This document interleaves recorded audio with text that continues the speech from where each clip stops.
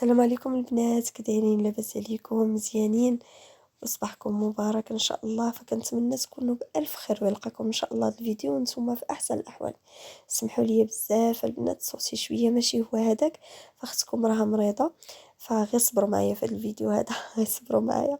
فكما كتشوفوا البنات، فاليوم غادي نشارك معكم ان شاء الله شنو درت في النهار ديالي كامل، وغادي نشارك معكم كذلك شنو خديت من بيم. فكانوا صراحه شي عروض اللي زوينين بزاف.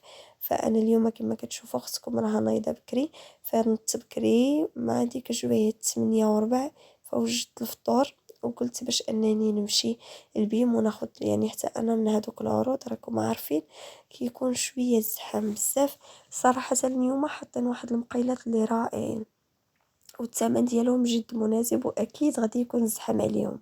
فداك الشيء علاش نضت بكري. هاد المقيلات البنات راه انا جربتهم، هادي كانوا حطوهم عامين دائما كيحطوهم قبل رمضان، فانا جربتهم وعندي انا نشاركهم معكم.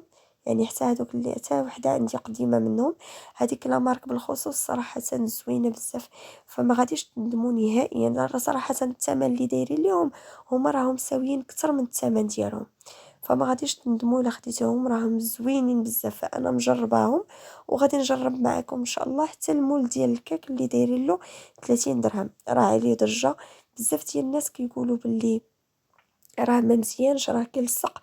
فاحنا غادي نجربوه على الله وغادي نشوفوا.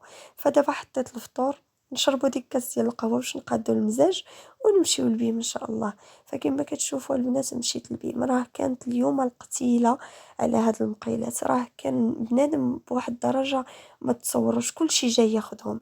فاول حاجه البنات خديت هو هاد المول هذا. هاد المول غزال، راه القياسات راهم كنت كنوريهم لكم، والشكل ديالو زوين. هذا المول هذا راه ماشي اول مره يحطوه، راه ديجا حطوه راه شي عامين قبل. وهاد المقيله هادي، هاد المقله اللي خارقه، القطر ديالها هو 24 سنتيم، صراحه زوينه. انا غادي نوريكم وحده شريتها قبل بعامين، شوفوا البنات كيفاش دايره، باقا يعني جديده وكنستعملها. راه لا رجعتوا الفيديوهات القدام راه غادي تشوفوني كنستعملها بزاف، راه واكله عندي الدق وهكذاك ومازال زوينه. هاد الماركه غزاله غزاله ما تندموش. فكانت هذيك الغارقه الثمن ديالها هو 60 درهم، وهذه اللي هكا كان الثمن ديالها تقريبا هو 55 درهم، والمول ديال الكيك كان الثمن ديالو 30 درهم. وخديت هذا ديال الكاب كيك، هذا الموزع هذا ديال العجين. راه كاين هذا وكاين واحد اللي عنده لداخل بحال واحد المغرف كدور يعني باش تحركوا به. فانا فضلت هذا هكا سامبل باش ما ملي كنبغيو هكا نديروا لي كاب كيك كنكرفسوا الدنيا، فهذا حسن. خديته ب 40 درهم. صراحه انا دوك المقيلات هما اللي داوني على الصباح. ودابا وجات وقت الغدا، فيما كتشوفوا اختكم اليوم دايره الغدا السفه، وكنشحر هكا في صدر ديال الدجاج ديال الدجاج. سمحوا لي، صدر ديال الدجاج. وهذه هي السفه ديالي من بعد ما دفنتها بصدر ديال قولوا لي الله يهديك، ديال الدجاج.